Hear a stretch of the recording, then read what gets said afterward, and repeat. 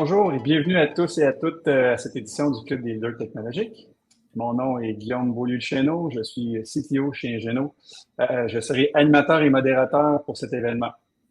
Aujourd'hui, c'est avec un grand plaisir que je vous présente notre conférencière invitée d'aujourd'hui, Annick Roy-Trudel. Annick est vice-présidente responsable de la gestion des lignes de produits chez Vention. Ingénieure, physicienne de formation, elle cumule 20 ans d'expérience dans la gestion de produits et le lancement de nouveaux produits, dont plus de 15 ans dans diverses divisions de GE, où elle a géré divers PNL et portefeuilles de produits. Elle a développé et lancé la filiale ILO par Hydro-Québec, une centrale électrique virtuelle spécialisée dans les produits et services énergétiques. Elle a également dirigé une équipe de vente responsable des grands clients d'Hydro-Québec et de les soutenir dans la transition énergétique. C'est pas tout. Annick a toujours été très impliquée dans le développement et la croissance de la carrière des femmes. Elle a dirigé le réseau GE Women Québec pendant plusieurs années et fait du mentorat des femmes une priorité. Elle est également vice-présidente du conseil d'administration de Anne Logement. Je ne sais pas si je le prononce comme il faut, Annick. Oui, c'est bon. Une organisation dont la mission est de construire des logements adaptés pour les personnes handicapées. Donc, avant de lancer dans le vif du sujet, j'aimerais vous mentionner que vous pouvez en tout temps interagir avec nous en émettant des commentaires dans la section discussion ou questions-réponses. Il y aura également une période de questions suite à la présentation pour poser vos questions. Encore une fois, je vais me servir de la section soit discussion et questions-réponses pour partager vos questions à Annick. Donc, sans plus attendre, Annick, je te cède la parole pour une présentation de tous. Merci beaucoup. Bonjour tout le monde. Ça me fait très plaisir d'être avec vous aujourd'hui pour vous parler des plateformes logicielles et également de l'automatisation. Donc, je vais partager mon écran.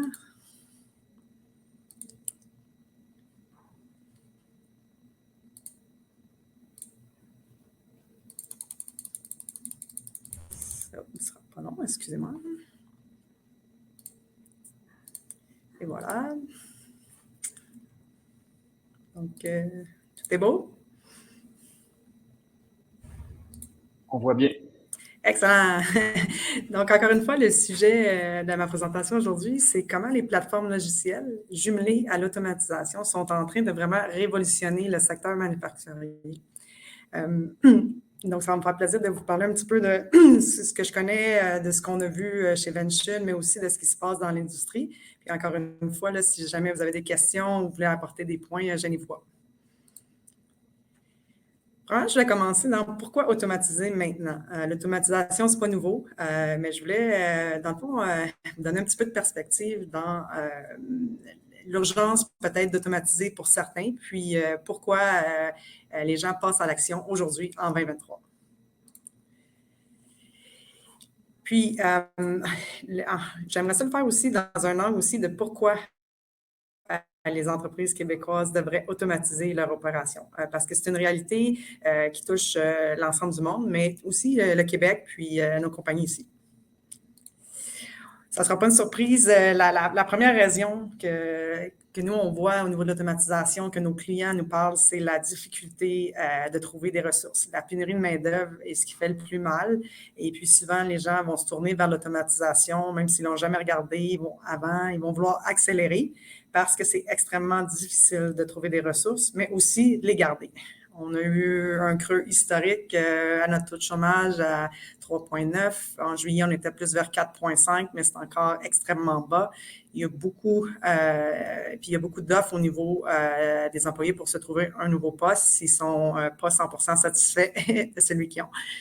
Il y a bien sûr l'inflation, puis la pression sur les coûts qui se fait sentir. Donc, encore une fois, une bonne raison de voir si en automatisant, on ne pourrait pas réduire nos coûts de production. Il y a du côté aussi des problèmes de sécurité. Ça avait été un petit peu plus, je dirais, stagnant pendant quelques années, mais là, on commence à le revoir comme une des raisons pourquoi automatiser. C'est sûr que quand on doit soulever des charges lourdes, faire des tâches répétitives, il y a un risque de blessure. Donc, des fois, on automatise pour la sécurité de nos employés, mais aussi, bien sûr, des fois, il y a des dépenses importantes qui sont reliées à la sécurité puis à la santé de nos employés. Donc, ils vont nous pousser à automatiser certaines parties qui sont plus sensibles. Il y a les erreurs au niveau du processus puis du gaspillage. C'est sûr que, justement, quand on parle de tâches répétitives, l'humain est prompt à faire des erreurs. C'est normal, c'est naturel. Il y a aussi des limitations au niveau du physique. Ce que je veux dire par là, c'est qu'il y a des charges maximales qu'on est capable de supporter. Donc, ça va venir influencer le débit de production. On est limité. Par exemple, la hauteur de la palette, c'est sûr qu'un robot est capable d'aller plus haut qu'un humain. Donc, encore une fois, je dirais que c'est les 5 principales raisons pourquoi les entreprises vont être portées à automatiser puis à regarder est-ce que ça fait du bon sens pour moi? Est-ce que ça peut améliorer un de ces points-là? Est-ce que ça peut m'aider au niveau de soi, comme je disais, les employés, la pénurie de main-d'œuvre, au niveau des coûts, au niveau des problèmes de sécurité, au niveau du gaspillage et encore une fois du volume, du débit de production.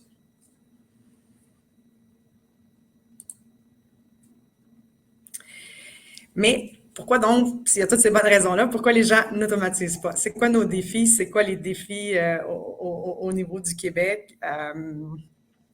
Je ne sais pas, Guillaume, si tu as déjà eu le temps de poser la question. Oui, c'est ça. J'ai posé la question, j'ai envoyé la question à notre auditoire, puis à la question que pensez-vous avec le pourcentage d'automatisation au Québec? Il y a quand même beaucoup de variations, mais je dirais qu'en moyenne, les gens ont répondu entre 15 et 20 beaucoup ont dit 10. Quelques-uns ont été plus généreux, sont allés autour de 40-50, mais le plus haut que j'ai vu, c'est 50. Alors, est-ce que toi, tu as un vrai chiffre? Oui, j'ai un vrai chiffre. Vous êtes proche. Vous êtes proche.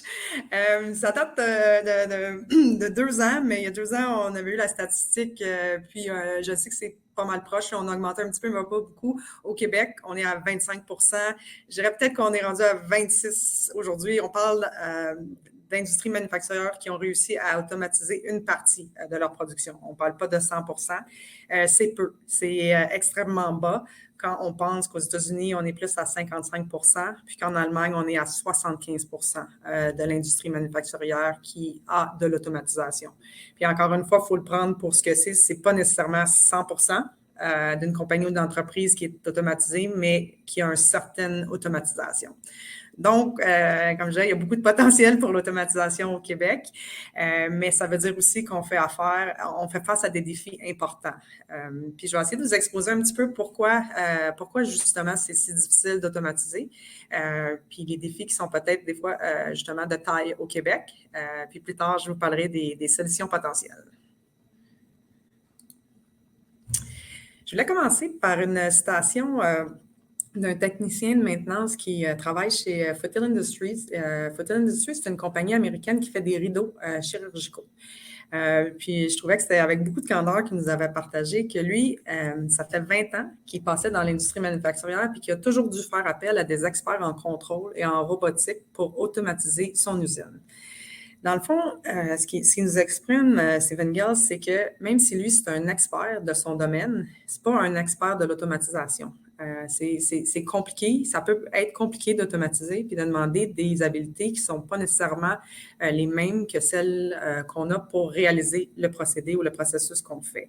Donc, lui, il disait, je suis un expert de ce que je fais, mais je ne suis pas un expert d'automatisation. J'ai toujours eu besoin, jusqu'à ce jour, d'utiliser des experts.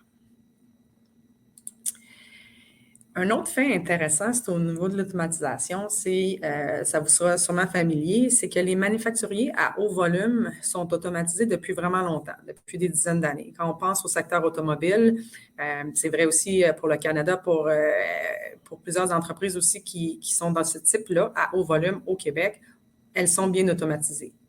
Par contre, quand on tombe dans les fabricants à haut mélange, high mix, on a encore peu ou pas d'automatisation. Donc, c'est une différence très, très importante.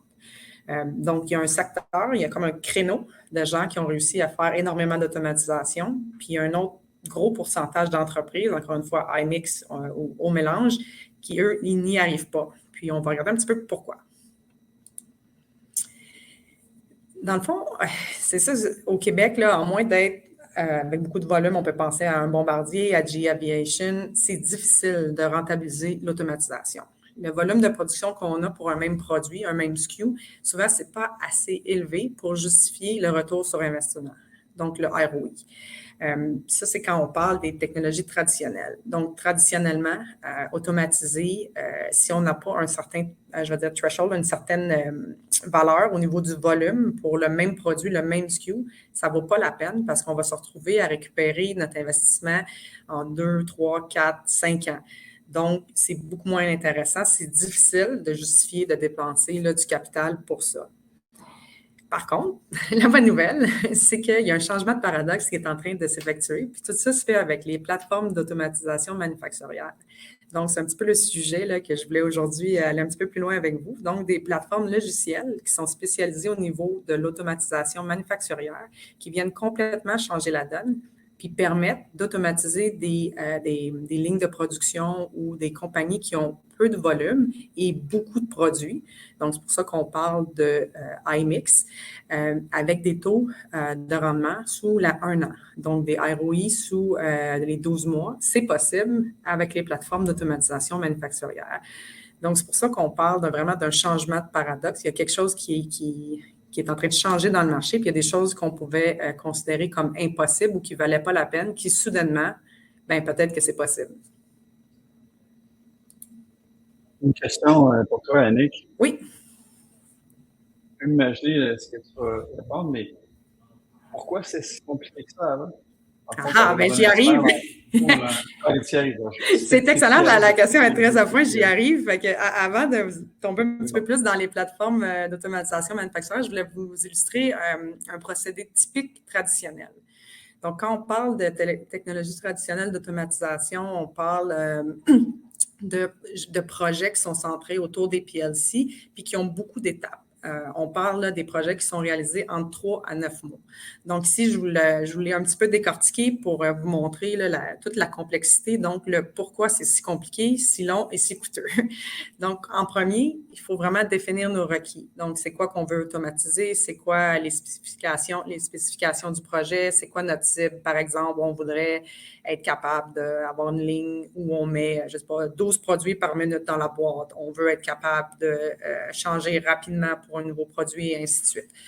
Donc, on définit nos requis. Ensuite, on sélectionne c'est quoi les composantes d'automatisation qu'on va avoir besoin pour faire ça. On importe ces pièces-là en 3D, les modèles 3D. Puis, on se met à concevoir notre machine d'automatisation. Donc, on conçoit l'équipement d'automatisation. Puis là, ce qui arrive à cette étape-là, c'est bien sûr, on n'a pas trouvé sur le marché toutes les pièces dont on a besoin. Donc, on va avoir besoin d'avoir des pièces aussi sur mesure. C'est là qu'il y a un embranchement. Je ne sais pas si vous voyez plus dans le bas ici, il y a un embranchement. Donc, on se met à commencer à développer notre programmation sur le PLC. Puis, en même temps, on est en train de créer les dessins pour faire des pièces sur mesure. Ensuite, on est rendu à générer la liste de matériel, notre BOM. Ensuite, ce qu'on fait, c'est qu'on obtient des soumissions des fournisseurs pour toutes les pièces qu'on a besoin, sur mesure et non. Et on émet les PO pour acheter ces pièces-là. Je pense que vous pouvez vous imaginer le nombre de semaines qu'on est rendu. Donc, il y a tout un processus qui se fait, puis il y a plusieurs équipes qui doivent travailler ensemble. Donc, c'est vraiment un gros projet. Ensuite, on va lancer la production des pièces sur mesure. Et en parallèlement, aussitôt qu'on commence à avoir de l'équipement, on va assembler notre équipement. Aussitôt on commence à recevoir des pièces. On va réaliser un test d'acceptation. Ça peut être sur notre fournisseur ou sur le site. Dans le fond, il va y avoir un test. Ça dépend si on va avec un intégrateur ou non. Puis, dernière étape, sur le site, on va finaliser le démarrage puis on va faire un autre test, dans le fond, avec le client final. Donc, tout ça, dans le meilleur des mondes, prend 3 mois.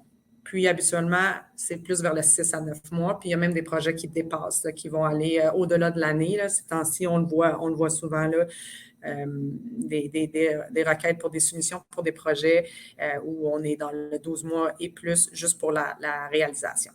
Donc, il y a quand même beaucoup de complexité, beaucoup de choses qui sont faites en série puis qui demandent plusieurs équipes et des habiletés différentes. Donc, pour répondre à la question, c'est un aperçu de pourquoi c'est compliqué et difficile d'automatiser. Maintenant, je passerai un petit peu au niveau justement des plateformes d'automatisation manufacturière puis de vous définir un petit peu plus pourquoi ça change la donne et ce qui est différent.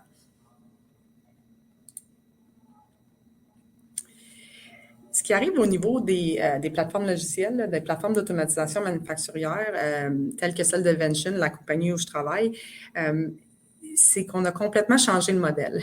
Puis on n'est pas les seuls. Il y a vraiment beaucoup de joueurs dans ce domaine-là.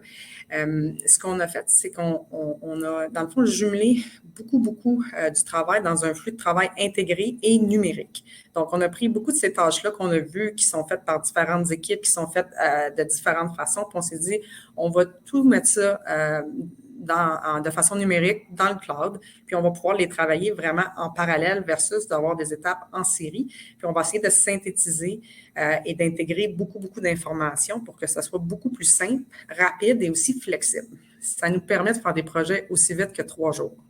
Donc, on peut concevoir une machine, l'automatiser, la programmer, la commander. On voit en temps réel combien ça va coûter, les délais d'achat, et la recevoir et la déployer de façon, la plupart du temps, pas toujours, mais autonome ou avec de l'aide.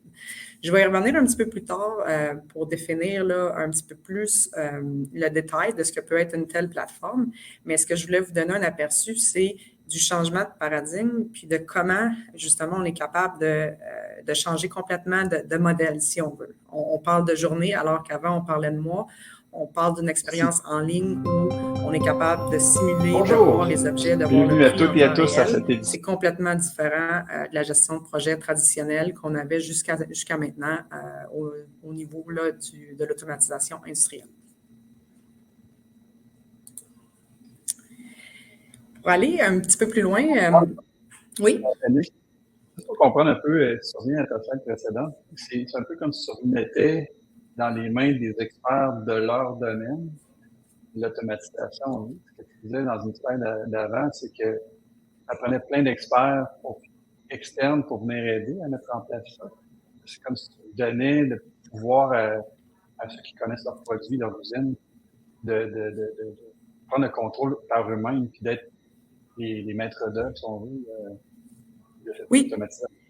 Oui, exactement. On parle souvent de démocratisation de l'automatisation, puis c'est exactement là, dans la mission de Vention puis de beaucoup d'autres compagnies qui offrent dans ce domaine-là, c'est qu'on essaie justement de dire, je reviens à Stephen Gale dont je vous montrais la citation, qu'un expert de son procédé comme ça est capable lui-même d'automatiser, puis qui est capable d'apprendre. Peut-être que le premier projet, il va choisir de le faire avec du service puis de l'aide, mais qu'à mesure qui prend confiance puis qui déploie des projets, il est capable de plus en plus être autonome puis de gérer lui-même son processus d'automatisation, les modifications, sans toujours avoir besoin d'en faire appel à un intégrateur ou une compagnie de service à chaque fois qu'il veut changer une petite virgule dans le programme ou qu'il se dit « Ouais, mais mon produit n'est plus exactement du même format, j'ai un nouveau SKU ».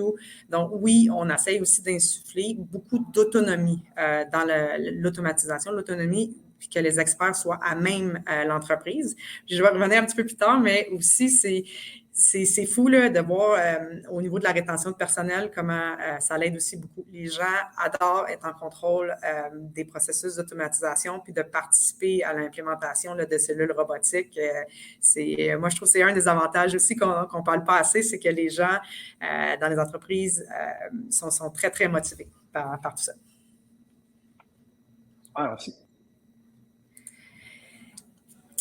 Mais encore, je voulais juste passer un petit peu plus de temps pour vous expliquer justement c'est quoi la différence entre les technologies d'automatisation traditionnelles qui sont basées sur le PLC puis les plateformes d'automatisation manufacturière. Donc, on parle du côté traditionnel plus d'un marché cible, comme on disait, au débit, au volume, qui, pour un même produit, a énormément de production. Puis, on cible des gens qui sont des experts en contrôle et en robotique dans ces entreprises-là. On va parler de tantique, de débit, de précision. Alors que du côté des plateformes d'automatisation manufacturière, on est plus, comme on disait, dans le haut mélange, high mix, pas toujours puis avec des volumes moyens ou petits. Puis c'est ça qu'on parlait, on essaie de démocratiser. Ça s'adresse à tous les professionnels de la fabrication. On essaie de rendre ça aussi simple que possible. Puis c'est pour ça qu'on mise beaucoup sur la facilité d'utilisation, le déploiement autonome, puis parfois même le jour suivant. Ça arrive. On parle plus de délai de 3 jours à 3 semaines du côté des plateformes d'automatisation manufacturière. Puis comme je vous disais, du côté traditionnel, on est plus dans le 3 à 9 mois. Côté du retour investissement aussi, c'est très intéressant. Côté traditionnel, on est dans des moyennes d'environ 2 ans pour les projets, alors qu'au niveau des plateformes, on va sous le 1 an, sous le 12 mois en moyenne, encore une fois. Côté traditionnel, on mise beaucoup justement sur des experts et aussi on passe à travers des intégrateurs de systèmes. Donc, c'est des compagnies de services qui vont prendre de bout à bout le projet puis qui vont faire la gestion de projet justement pour aller jusqu'au déploiement sur site. Alors que du côté des plateformes d'automatisation manufacturière, on est plus dans du déploiement autonome. Puis, on va avoir aussi de l'assistance, mais ça va être de l'assistance souvent à distance. Donc, on va être en conférence avec les clients de façon digitale pour les aider. On va établir les étapes pour l'assemblage, les étapes de débogage, mais on va toujours essayer de démocratiser puis de rendre les gens autonomes. Donc, c'est une des grandes différences. Question, excuse-moi, de l'auditoire. Dans le cas où les pièces complètement sur mesure, est-ce que c'est possible de quand même utiliser les plateformes d'automatisation ou là, c'est plus compliqué? Non, pas du tout. En fait, il y a des plateformes qui se spécialisent dans les pièces custom, les pièces qui sont faites sur mesure. Chez Vention aussi, on est capable d'en faire beaucoup. Donc, non, c'est intégré dans le processus qu'on va être capable justement de faire du design sur ces pièces-là, de se faire recommander des pièces. Il y a même des plateformes, c'est ça, c'est uniquement ça qu'ils font, d'essayer de faciliter de non seulement concevoir, mais de faire toutes les étapes jusqu'à la réception des pièces sur mesure pour que ça y aille plus vite, toujours de façon numérique. Puis après ça, on peut télécharger, parce que c'est toujours possible de télécharger des composantes qu'on a ou des machines qu'on a avec des nouvelles pièces. Puis là, on est capable en ligne de s'assurer est-ce que ça va fonctionner? Est-ce que j'ai l'espace requis? Est-ce que tout fonctionne ensemble? Les pièces sur mesure, puis les pièces que j'ai déjà. On est capable aussi de mettre les contraintes de son usine, de dire, oui, mais moi, j'ai déjà une ligne de production ici, je veux être capable de passer, je veux qu'il y ait un passage pour venir ramasser les palettes, ainsi de suite. Donc, tout ça peut se faire en ligne avec la simulation. Donc, ça sauve énormément de temps. C'est sûr qu'on va aussi sur site où on va demander aux gens de prendre des mesures, mais il y a beaucoup, beaucoup de travail puis des problèmes fissures qui peuvent être évités au niveau de la simulation. Donc, moi, je dirais que non, les pièces sur mesure, parce que c'est une réalité, hein, un projet d'automatisation sans pièces sur mesure, c'est très rare. Donc, je dirais que c'est un must. Excellent, merci.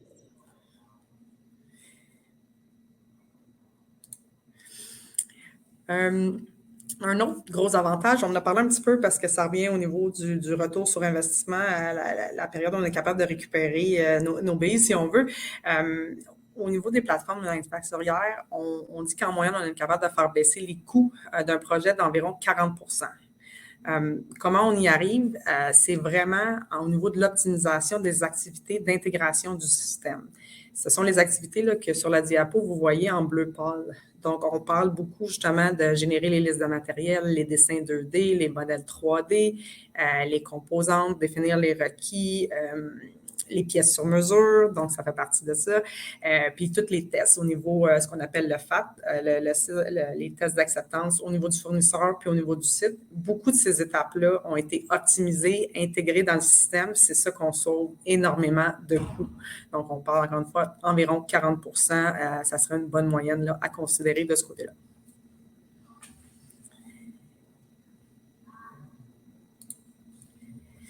Continue. Est-ce qu'il y en a qui ont déjà utilisé des plateformes d'automatisation? Je ne sais pas, Guillaume, si tu avais eu le temps de poser la question. Non, c'est pas grave, on y reviendra plus tard. Seul avec mon micro et ma caméra fermée. Oui, en fait, il y a plusieurs personnes qui ont répondu, mais la très, très grande majorité, je dirais 90% des gens ont dit non. Okay. Non, j'en ai quelques-uns qui ont dit oui, dont un cas qui disait que oui, mais pas le custom. J'ai l'impression qu'ils ont développé leur système d'automatisation. Eux-mêmes. Okay. OK, excellent. C'est une petite minorité, disons, qui ont dit oui. OK. Je vais donc, je vais vous présenter Vention. Vention, c'est la compagnie pour laquelle je travaille. Je vais passer juste un petit peu de temps pour vous donner une idée de ce que font ces compagnies-là, de qui on est. Puis ensuite, je vais passer vraiment à aller un peu plus dans le détail de notre plateforme, justement, en exemple, pour bien vous expliquer toutes les possibilités. Vous allez m'excuser juste un instant.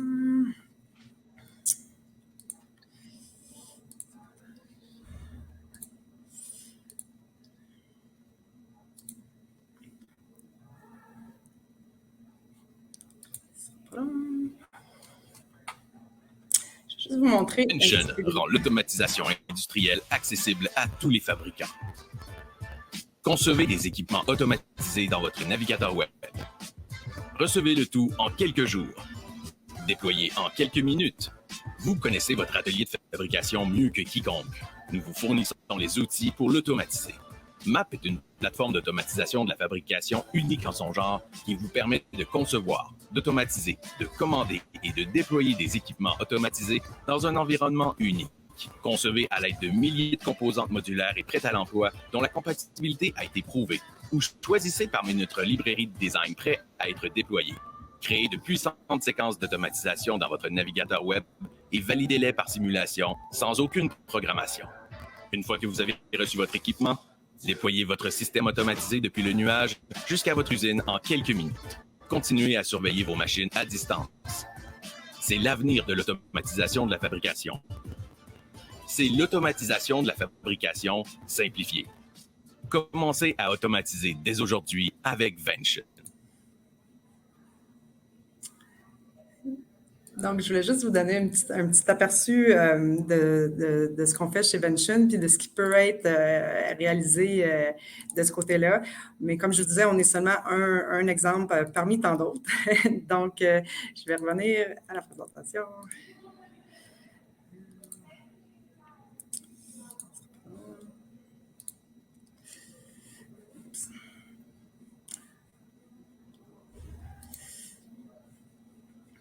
Excellent. Donc, nous, comme je vous disais tantôt, la mission chez Vention, c'est vraiment de démocratiser l'automatisation. On vise vraiment... Annick, oui? on ne voit pas tes slides. Je sais pas si ah, excusez-moi. Excusez-moi. Attendez, j'y retourne. C'est bon maintenant? Oui. Excellent. Donc, on vise vraiment à démocratiser l'automatisation industrielle grâce à une plateforme en ligne. Puis, ce qu'on veut, c'est permettre aux manufacturiers de rapidement rentabiliser leur usine. Des fois, ça peut sembler contre-intuitif. Les gens ils disent « Ouais, mais pourquoi vous ne vendez pas aussi le service? Pourquoi vous voulez qu'il soit autonome? » Mais nous, ce qu'on veut vendre, c'est pas tant le service ou les projets. On veut leur donner des outils. Puis nous, on pense que plus les gens sont autonomes, plus ils vont automatiser. Donc, plus ça va les intéresser de revenir vers des plateformes, justement, manufacturières en ligne. Puis ça va venir que ça fait partie de leur quotidien. Donc, c'est gagnant-gagnant pour tout le monde.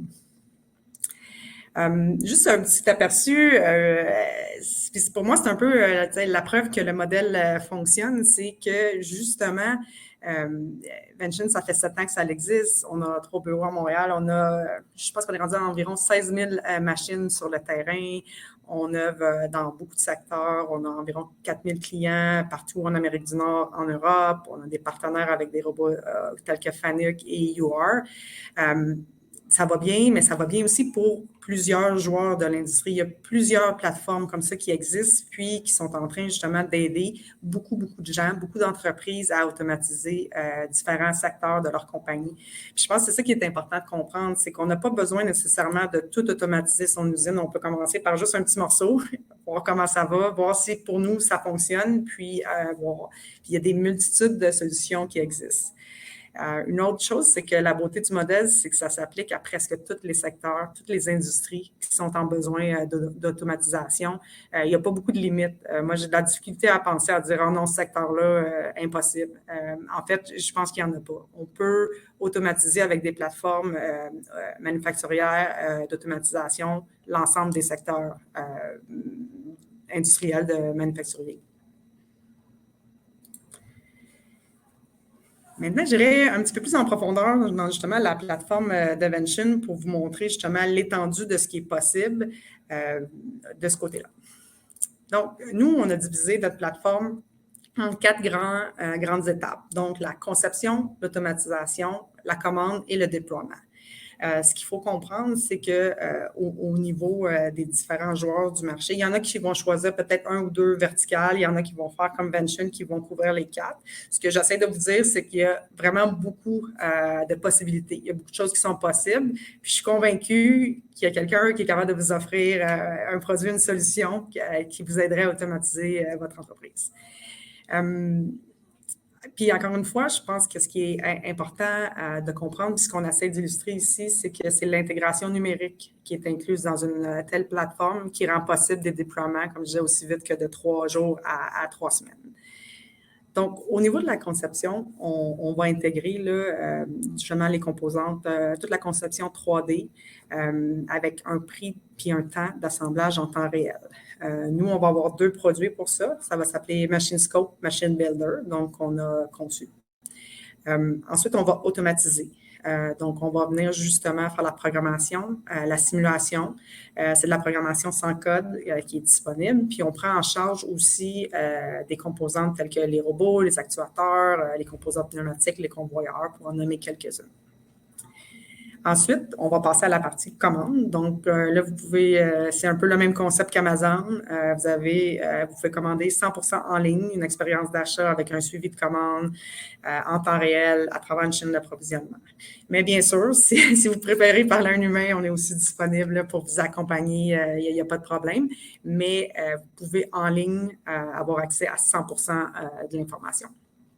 Et ensuite, il va y avoir le déploiement. Donc, une fois que vous avez reçu votre commande, vous allez être capable, avec un logiciel qui s'appelle Machine Cloud, de faire votre déploiement avec des instructions d'assemblage. On va vous donner des indications que, peut-être vous n'avez pas respecté là, pour revenir d'une étape pour, par exemple, brancher vos actuateurs, et ainsi de suite. Donc, il y a des instructions qui vont vous aider à déployer votre logiciel. Puis, je vais vous en parler un petit peu plus tard, mais on a aussi, c'est ça, un service à distance d'assistance pour être sûr que tout se passe bien. Question, Annick. Oui. Dans le fond, ce que je comprends, c'est un peu dans le cas de Vention. Il existe d'autres plateformes. Dans le cas de Vention, est-ce que ce qu'il veut dire, c'est un peu comme acheter une Tesla? On achète des machines. Et à ça s'ajoute du logiciel. Ou est-ce que c'est possible d'utiliser vos logiciels sur des machines que j'ai déjà? Je ne pourrais pas faire avec le logiciel de Tesla. Je ne pourrais pas le mettre sur ma Toyota. Non, nous, en fait, oui, vous pouvez acheter nos machines avec notre logiciel ou juste nos machines puis mettre d'autres logiciels dessus, mais on ne peut pas acheter seulement le logiciel. Dans le cas de figure, le deuxième cas de figure que ça ne fonctionnera pas. Pourquoi on le fait comme ça? C'est parce que nous, on veut absolument avoir validé sur l'ensemble de notre écosystème que notre logiciel fonctionne. Par contre, je parle d'écosystème parce que les pièces et les machines qu'on va vendre, ce n'est pas seulement des pièces Vention. On a aussi dans notre écosystème des partenaires, comme je disais, des pièces sur mesure qu'on peut faire. Puis, on peut aussi se connecter à des systèmes existants. On a aussi, par exemple, on ajoute Ethernet IP. Donc, vous pourriez concevoir, acheter une machine Vention, puis après ça, avoir la communication pour se connecter au reste de l'usine, à un convoyeur que vous avez déjà, à une autre machine. Donc, il y a une partie de communication qui est tout à fait possible. Et aussi, comme je disais, on peut acheter uniquement les composantes d'automatisation puis hardware, puis les programmer dans un autre langage de programmation du choix, là, de votre choix. Donc. OK, je comprends bien. Puis, les étapes que tu nous montrais tantôt, dans le fond, c'est les étapes qui précèdent l'implantation des machines comme telles. Oui. Est-ce que vous avez, dans tout ça, après le déploiement, il y a comme des phases de test? Là. J'avais une question justement dans l'auditoire qui demandait est-ce que vous prévoyez ou est-ce que vous guidez vos clients dans des phases de test puis de validation que tout fonctionne bien? Oui. Je répondrai en 2 parties. Dans la partie de déploiement, qui est la dernière étape, oui, je vais vous en parler un petit peu plus tard. On a quand même aussi des solutions complètes qu'on va offrir en allant jusqu'au au SAT, d'aller faire un test d'acceptation sur site. Donc, on fait ça aussi parce qu'on comprend que peut-être la première fois qu'on déploie une machine ou peut-être pour des machines plus complexes comme des palettiseurs, les gens vont vouloir, oui, ils vont faire l'expérience en ligne, mais ils vont dire non, j'aimerais ça que l'équipe Vention vienne le déployer, puis faire le site d'acceptation sur le site. On le fait. Mais notre but, c'est toujours de vous convaincre que peut-être à la 2e, 3e, 4e machine, vous entreprenez, que le client entreprenne lui-même de faire le déploiement. Puis là, c'est ça, on a Machine Cloud qui aide à travers les étapes, qui va faire un suivi avec le client.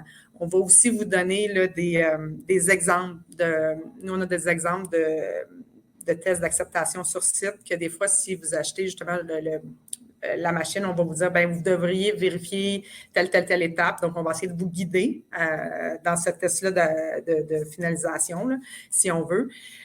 Puis, l'autre chose qu'on offre aussi, j'en parle tantôt, mais on a aussi ce qu'on appelle l'assistance à distance, qui sera en anglais là, du remote support à travers notre pendant où les gens ils peuvent acheter le service, puis nous, on va avoir un expert qui est en ligne, qui voit votre machine, qui vous voit, qui peut vous montrer des documents, vous montrer des pièces, puis qui peut vous guider si jamais vous avez des problèmes. Ça peut être lors du déploiement ou plus tard. Ça se peut que la machine va bien, ça roule pendant 6 mois. Après ça, vous faites un changement, ça ne fonctionne plus. Donc, avec ce service-là, les gens peuvent nous rappeler, puis nous, on est là pour vous guider. Donc, on veut pas, on veut vraiment supporter nos clients, mais toujours dans le but des former pour que la prochaine fois, ils soient encore plus autonomes. On va donner aussi de la formation aussi au niveau de la programmation, au niveau des outils. Donc, toutes ces formes de support-là vont exister. Merci. Pas de problème. Donc, je disais, au niveau de la conception, on a dans le fond 2 produits qui vont aider. Machine Scope qui va être là pour définir les requis projets. Ça permet, par exemple, d'avoir les modèles de spécification, les pièces jointes, les vidéos. C'est intégré à Machine Builder, qui est notre CAD. C'est là qu'on peut ajouter des collaborateurs sur le projet. Donc, c'est comme le début du projet, si on veut, avec les notes et les hypothèses. Ensuite, on va avoir Machine Builder. C'est vraiment pour la conception 3D. Donc, vous pouvez, là, c'est ça qu'on voit sur l'image, on peut ajouter un bras robotique, des extrusions. Puis, ce qui est bon, c'est qu'en temps réel, vous allez voir, vous êtes rendu à quel prix, puis c'est quoi les délais d'assemblage. Puis, donc, vous voyez dans qui ma machine, elle va me coûter 15 000 $, puis ça prend 23 heures à assembler. Donc, ça vous donne une bonne idée de votre projet, la complexité et du coût de votre projet. Puis vous pouvez essayer différentes variantes aussi. Ça permet d'optimiser. OK, je suis un peu en haut de mon budget, y a-t-il une façon d'optimiser? Donc, tout ça est possible là, au niveau de la conception. C'est collaboratif. Vous pouvez inviter des gens à designer avec vous. Vous pouvez aussi, on peut vous aider aussi. On a des ingénieurs en application là, qui pourraient se joindre au projet puis vous donner là, un petit coup de pouce. On calcule aussi, par exemple, là, au niveau des moteurs, au niveau de différentes composantes et différentes spécifications, là, si on va avoir assez d'espace. En tout cas, il y a beaucoup d'outils pour vous aider à designer puis vous donner un petit peu d'aide, des recommandations de ce qui va bien dans votre design ou ce qu'on dit, peut-être que là, il faudrait rajouter un peu de support parce que telle pièce semble mal accrochée, ainsi de suite. Donc, on va y aller avec la recommandation. Ensuite, on passe à la phase automatisée. Donc, c'est là qu'on va venir, dans le fond, faire la programmation. On peut le faire. Nous, on a 2 de base, comme je vous disais. On appelle ça Machine Logic. Un, c'est un code free. Donc, ça, on a essayé de simplifier au maximum les commandes pour permettre de programmer facilement. On va s'adresser ici, là, justement, aux nouveaux praticiens d'automatisation, des gens qui sont moins familiers avec la programmation. Donc, une programmation, encore une fois, sans code, qui permet aussi de programmer là, des bras de robots là, tels que Fanuc, Doosan, Universal Robot. On a aussi un autre offre qui est Machine Logic en Python Programming qui va s'adresser justement à des experts, des gens qui ont un peu plus d'expérience au niveau de l'automatisation, mais qui aiment profiter de la flexibilité de la plateforme justement pour certains projets où en traditionnel, ça ne ferait pas de bon sens, ça serait trop cher ou pas assez rapide. Donc, on leur permet justement de venir programmer directement en Python, qui est un langage de programmation assez courant. Mais encore une fois, il n'y a pas de limite. Si un client décidait, par exemple, de programmer dans le langage natif, par exemple, de Universal Robot, c'est possible de le faire. C'est juste que ça va se faire à l'extérieur de la plateforme.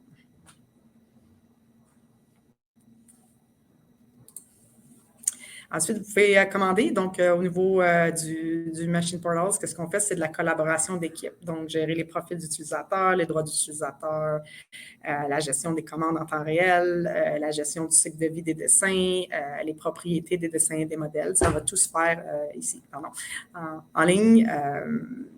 Donc, encore une fois, le but, c'est de vous faciliter la vie.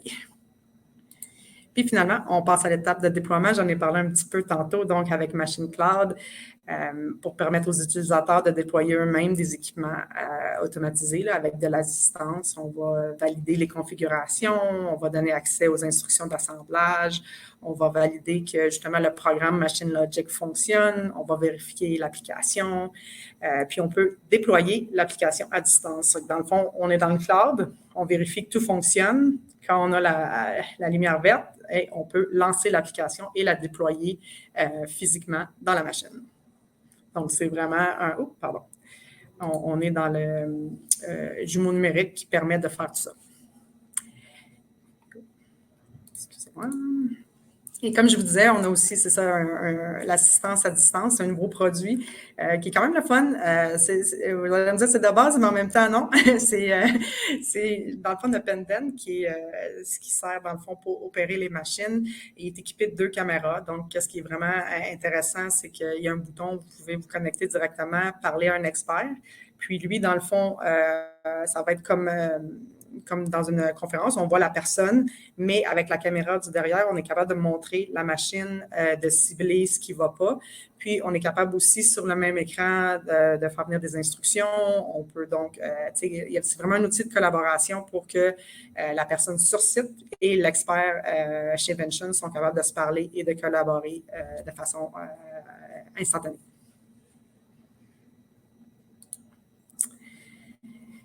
On offre aussi des applications. Donc, dans le fond, la plateforme de Vention, elle permet de créer des solutions d'automatisation qui couvrent là, vraiment l'ensemble de l'usine. On parle de la fabrication jusqu'à l'emballage. Donc, on va parler au niveau du ramassage, au niveau des packs. En anglais, ça serait le bin picking, le chargement des machines. On a des systèmes à 2 axes et 3 axes pour différentes applications. Un 7e axe robotique qui permet d'ajouter, dans le fond, au niveau des cobots qui ont 6 axes, on vient d'en rajouter un 7e avec ce produit-là. En anglais, on parlerait de range extender.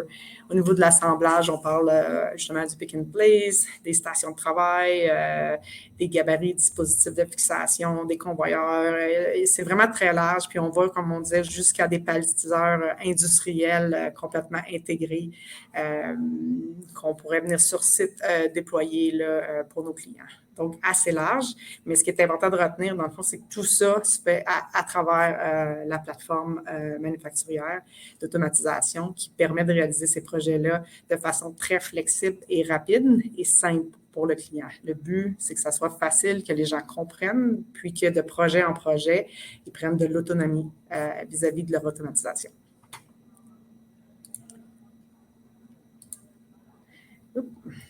Je vais juste vous montrer quelques projets pour vous montrer ça a l'air de quoi. Donc, c'est différents projets qu'on a réalisés, différentes machines. On voit justement dans la 2e ligne le fameux range extender, le robot se déplace, mais il n'y a pas beaucoup de limites justement à la plateforme. La plateforme se veut modulaire. On peut penser comme des Legos. On vous donne des morceaux de Lego à assembler. Après ça, vous êtes capable de programmer votre assemblage. Vous voyez, comme je vous disais, en temps réel, combien ça vous coûte, combien de temps ça va prendre à assembler. Donc, encore une fois, c'est toute cette facilité-là qu'on a voulu développer à travers la plateforme.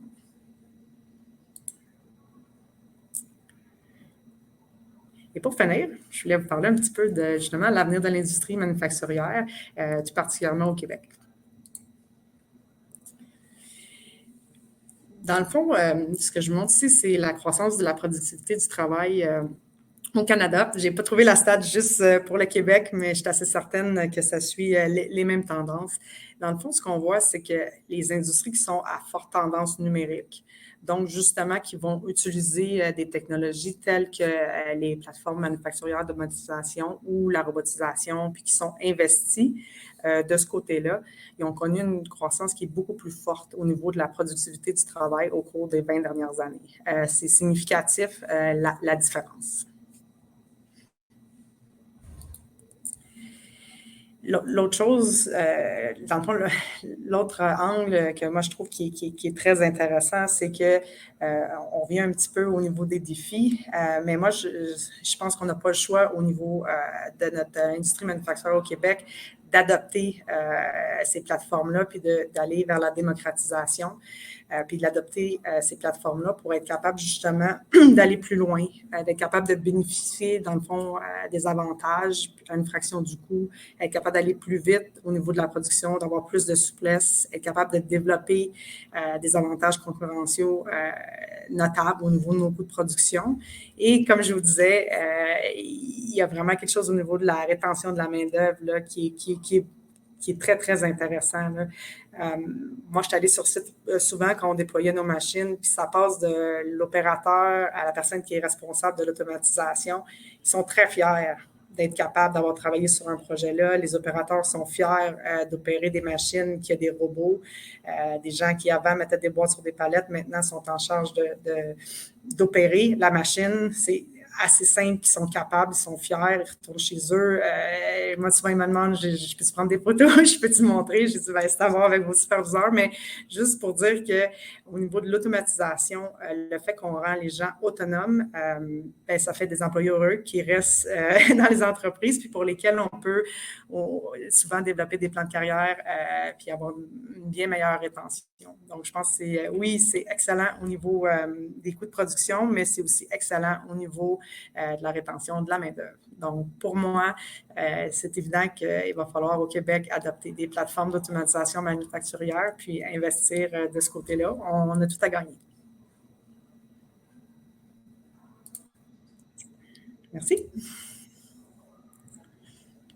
Merci beaucoup, Annick. J'ai posé la question aux gens. Pensez-vous que les plateformes d'automatisation manufacturière vont réussir à faire bondir le taux d'automatisation au Québec? C'est unanime. Et oui, à 100%. Il y en a des plus enthousiastes que d'autres. J'en cite un tel quel. Maison, il faut juste que ce soit plus connu. Il y en a d'autres que je dirais qui, oui, mais là, il faut comprendre le ROI. Il faut comprendre le retour sur investissement, évidemment. Là, ça a été une présentation de moins d'une heure, fait qu'on l'a touché en surface. Le diable est dans les détails, comme on dit. Certainement, certainement. J'avais quelques questions pour toi. Là, la question du geek, ça c'est moi. Typiquement, le code, il va rouler où? Quelle portion roule vraiment dans le cloud, dans l'automatisation, puis quelle portion, je me dis qu'il y a une portion qui est comme injectée près de la machine, près de la machine, passe latence, etc. Oui, on va avoir les deux, en fait, exactement. On va avoir une portion du code qui roule, qui est justement, quand on dit on télécharge l'application, c'est qu'on va prendre le code qui est dans le cloud, dans le nuage, puis on va l'amener vers le contrôleur. Notre contrôleur s'appelle Machine Motion, donc ça va être physiquement proche de la machine pour que ça roule plus vite, mais il y a toujours une copie du code qui reste dans le nuage. Peut-être qu'un jour, on passera à complètement numérique, mais aujourd'hui, pour plusieurs raisons qui sont la vitesse, la sécurité, les gens vont préférer avoir le code à même la machine.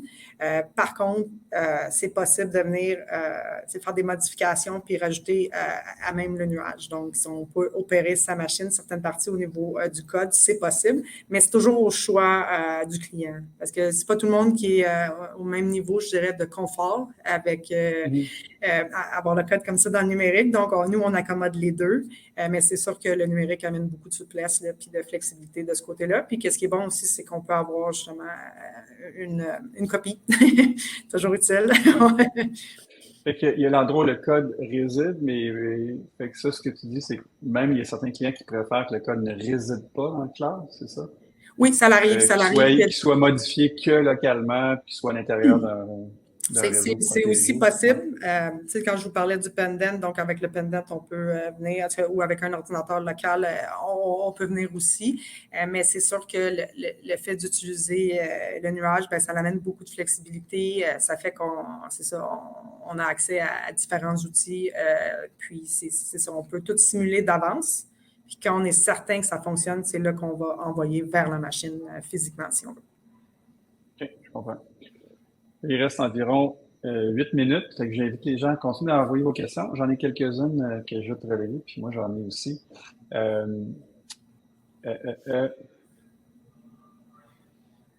Bon. Question sur votre modèle de prix. T'sais, je comprends que la machine elle doit coûter quelque chose, à moins que c'est vraiment un modèle de location, je sais pas. Non. On achète la machine, elle nous appartient. Oui. Et après, la plateforme, est-ce que c'est une souscription? Comment ça fonctionne typiquement? Mais on a une offre assez variée. Dans le fond, nous, venir sur la plateforme pour faire le design, regarder nous, on a aussi des designs là, de base que les gens peuvent downloader, modifier. Tout ça, c'est gratuit. Donc, vous pouvez venir sur le site de Vention, vous créez un compte, puis utiliser, dans le fond, les logiciels pour créer votre projet. Puis, il n'y a aucun frais. Au niveau de quand vous décidez de dire, OK, je suis prêt, je passe la machine, c'est inclus dans le prix. Il y a une partie pour utilisation de la plateforme qui est une fois. C'est comme ça que nous, on rentabilise la plateforme. Puis là, ensuite, au niveau des logiciels, c'est par exemple Machine Logic pour programmer. On a une offre de base qui est gratuite. Que le client peut utiliser. Puis là, après, on va avoir d'autres niveaux. Donc, quelqu'un qui va dire, OK, moi, je vais prendre ma machine, je vais la déployer, je vais la programmer, je vais la donner. Donc, tout ça, on est autonome. Donc, c'est tout inclus dans le prix de la machine. C'est une fois. Par contre, si dans le futur, on veut revenir et reprogrammer, il y a une offre de base, encore une fois, qui est gratuite, mais là, il y a d'autres niveaux. Si on veut, par exemple, avoir un très grand nombre de collaborateurs, bien là, il faudrait aller à un niveau, tu sais, on passe souvent à un niveau entreprise. Donc là, il va y avoir une offre qui est différente. On a comme 3 niveaux au niveau des logiciels. Puis c'est sûr, plus on monte dans le niveau, plus il va y avoir d'options, puis les nouveautés. Beaucoup des nouveautés vont être, mais on est rendu dans un niveau plus précis, plus professionnel. Donc, oui, il y a des licences, mais pas pour l'offre de base. Donc, une offre régulière, ça, c'est juste un frais une fois au niveau de l'achat. Puis, vous le voyez, c'est très transparent. Ça fait partie du prix de votre machine. C'est bon, merci. Question, je ne sais pas comment ça se répond simplement, mais à quel point on peut vraiment simuler ce que ma chaîne de production que je construis avec l'espèce de jumeau virtuel. Tu sais, tantôt, tu disais, je mets mes trucs, je les dessine, puis après, je les mets dans mon cart, un peu comme si j'achetais chez Amazon, puis Ouais. je les achète, puis ça vient livrer en plusieurs boîtes, j'imagine. Oui. C'est pas un Telcom. Moi, c'est sur une palette, mais oui. Ouais, c'est ça. On est d'accord. Bon, à quel point le logiciel mettons, avec le jumeau virtuel, à quel point on est capable de se rendre loin dans vraiment simuler les matières que je transforme? Jusqu'où vous allez dans la simulation, en fait? C'est sûr que c'est en continuelle amélioration, je dirais, mais tu sais, nous, on est capable de simuler, par exemple, au niveau d'un palettiseur, on est capable de simuler la grandeur de la boîte, combien d'étages de boîte, quel type de palette, à quelle vitesse on va, est-ce que dans l'entourage du palettiseur, est-ce qu'on cogne quelque chose, est-ce qu'il y a des obstacles qui font, on est capable de simuler tout ça, puis de vous donner justement un temps de cycle, est-ce qu'il y a des obstacles, est-ce que ça fonctionne? Donc, c'est ça. Après ça, on est capable, oui, de rajouter un convoyeur. Est-ce qu'on est capable de faire 100% de l'usine en une simulation? Non. Non, on n'est pas rendu là. Mais on ne voit pas les chaises sortir à la fin. Là, non, pas sur l'ensemble de l'usine. Donc, on va faire des parties, mais c'est sûr que c'est en constant développement. Puis ça, c'est vrai chez Vention, puis c'est vrai sur l'ensemble de l'écosystème. Là, tous les joueurs travaillent beaucoup. La simulation, c'est quelque chose qui est en expansion. Là. Il y a des choses très, très intéressantes qui se font, mais aujourd'hui, je ne vais pas vous mentir, c'est ça, on ne peut pas simuler 100% des procédés, non. Mais assez pour avoir une bonne idée si un projet d'une machine fonctionne ou ne fonctionne pas, c'est quoi nos limites, est-ce qu'on devrait faire des modifications, si on est vraiment rendu là au niveau de l'industrie, qu'au niveau d'une machine puis de sa connexion avec son environnement, est-ce qu'on est correct ou on n'est pas correct, on est vraiment capable en simulation d'avoir une excellente idée. Alors, merci. Est-ce que Evention est unique dans le sens où vous avez la machine et la plateforme? J'ai vu souvent des machines évoluer facilement connectables à différents Ouais. systèmes. J'ai vu des plateformes, je pense mettons à Tulip, qui n'est pas exactement la même chose que ce que vous faites, mais c'est une plateforme qui se veut aussi no-code, Oui, oui. low-code, self-serve. Mais eux, ils se branchent sur ce que tu as. Les deux ensemble, est-ce qu'il y a beaucoup de, Il n'y en a pas beaucoup de beaucoup. Il n'y en a pas compétiteurs dans beaucoup. votre... Nous, D'accord. je vous dirais que ça fait partie de notre force et de notre valeur ajoutée. Je pense pour un utilisateur que c'est à un seul endroit, il peut trouver l'ensemble de la chaîne. Mais ça n'empêche pas que c'est possible de faire affaire avec différents morceaux. Il y a des gens aussi qui viennent chez Vention, puis comme je disais, qui ne veulent pas l'ensemble de la chaîne, qui vont choisir une partie. Ça se veut très modulaire. Mais oui, je dirais que ça fait partie de la force de Vention qu'on a choisi de développer les quatre. Pour ce domaine-là, nous, ça fait quand même 7 ans qu'on existe. On a commencé par le hardware. Les gens commencent souvent par le côté logiciel. Nous, on l'a fait à l'envers, mais aujourd'hui, on est très heureux. C'est un peu ça. Parce que ça prend du temps bâtir. Nous, on a nos propres extrusions, nos moteurs, nos actuateurs, notre contrôleur. On a rajouté des bras robotiques, puis tout ça avec notre programmation, notre simulation. Donc, ça a pris 7 ans de bâtir l'écosystème. C'est super intéressant, mais c'est ça, je pense que c'est une excellente vision que Étienne Lacroix, le fondateur, a eu de commencer son entreprise comme ça, qui était un petit peu à compte courant, mais aujourd'hui, qui amène beaucoup de valeur ajoutée à nos clients. Un peu le principe à Apple, on contrôle le matériel et le logiciel, puis ça fait un ensemble extrêmement intégré et facile à avec une utiliser. expérience. Ouais, avec C'est une belle ça. expérience. On veut c'est un bon exemple dans le sens où on veut cette facilité-là d'utilisation, que le client, c'est facile, tu trouves ton compte, puis tu es capable de jouer avec les morceaux. Par contre, on permet, nous, à nos clients, de sélectionner seulement une des parties, je dirais une des 4 grandes étapes, c'est possible aussi. Question un peu d'histoire de Vention qui sort de notre auditoire.